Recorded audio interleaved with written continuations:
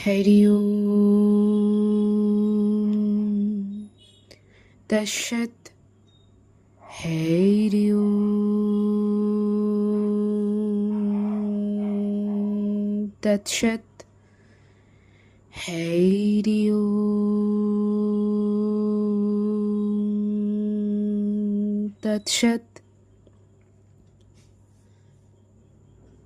যুবভারতী বৈদিক মিশনের পক্ষ থেকে সকলকে জানাই আন্তরিক প্রীতি, শ্রদ্ধা ও ভালোবাসা। যুবভারতী বৈদিক মিশন প্রতিবারের মতো আবারও সমাজের কাছে একটি বিশেষ বার্তা উপস্থাপন করতে চলেছে।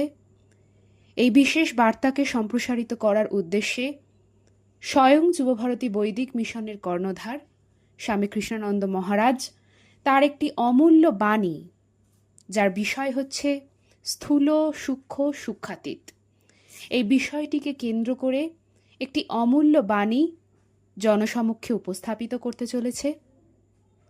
আপনারা প্রত্যেকে এই অমূল্য বক্তব্য, অমূল্য বাণী শ্রবণ করুন এবং এই বিষয়কে কেন্দ্র করে বৈদিক বিষয়ক সংক্রান্ত কোনো প্রশ্ন যদি আপনাদের মধ্যে থেকে থাকে তা অবশ্যই আমাদের জানান।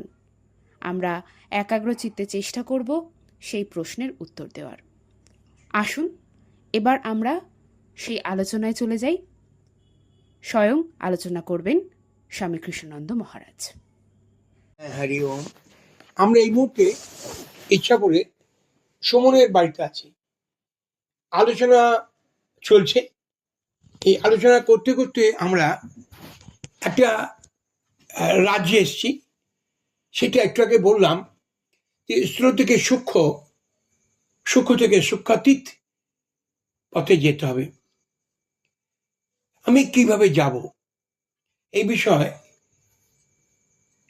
আমি সংক্ষিপ্তভাবে বলছি, আপনারা একটু অভ্যেস করবেন এবার মিলিয়ে নেবেন সত্যি আমরা পাচ্ছি কিনা। দেহটাকে সম জপ করবেন, সম সম।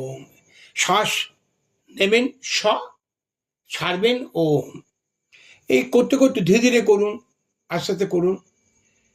এবং দেহটাকে কেউ বলছে যে ধীরে ধীরে করো, আস্তে আস্তে করো, দেহ তাই করছে।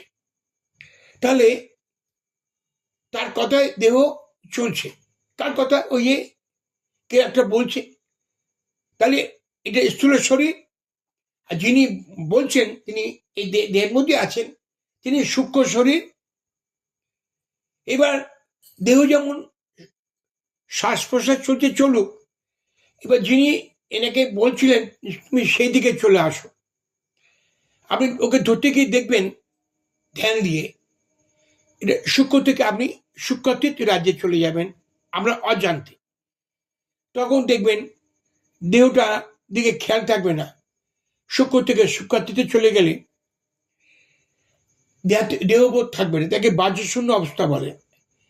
বাহ্যশূন্য থেকে সবিকল্প সমাধি হয়, সবিকল্প সমাধি থেকে নির্বিকল্প সমাধি হয়।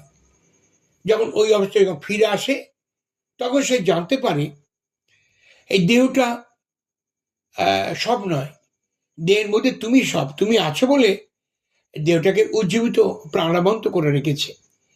তখন সে দৃঢ়তার মধ্যে স্বীকার করে যে দেহের মধ্যে তুমি আছো, তুমি আছো, তুমি আছো।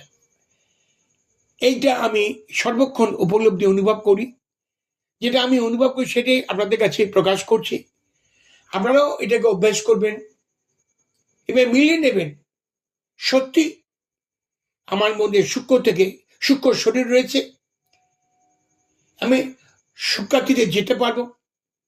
এটা স্থূল শরীর। তাহলে আমি স্থূল ও সূক্ষ্ম দুই শরীরের কথা ব্যাখ্যা করলাম। আপনারা এটাকে প্র্যাকটিক্যালি আনবেন। যদি কার কোনো প্রশ্ন থাকে আমাকে করবেন। এবার গীতা টানছি, গীতাতেও বলছেন দেহি নিত্য আবদ্ধ দেহে সর্বস্ব ভারতা। দেহের মধ্যে দেহি আছে, ওই দেহি নিত্য শাশ্বত পুরাণ। আর দেহ দুটো আলাদা করলো, দেহ আর দেহি।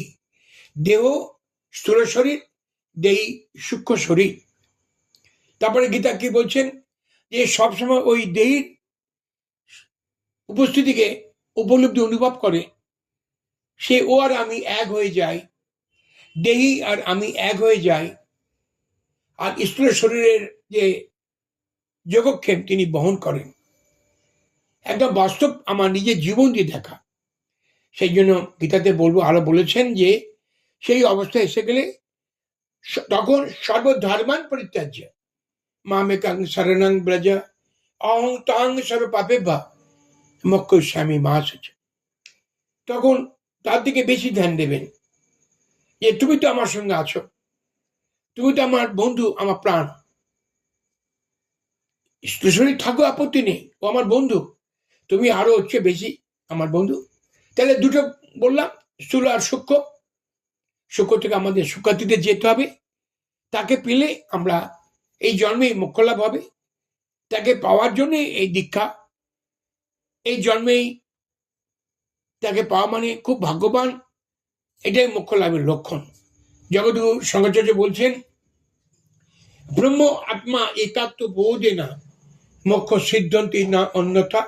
আত্মাই ব্রহ্ম, ব্রহ্ম আত্মা এক, এই বোধে মোক্ষ লাভ হয়। এই তত্ত্বে আমরা এসেছি, রয়েছি, রইব। এইভাবে আমরা যেন আস্বাদন করি। এই বলে আজকের মতো আমার বক্তব্য শেষ করছি। সকলকে আন্তরিকভাবে শুভেচ্ছা জানাচ্ছি।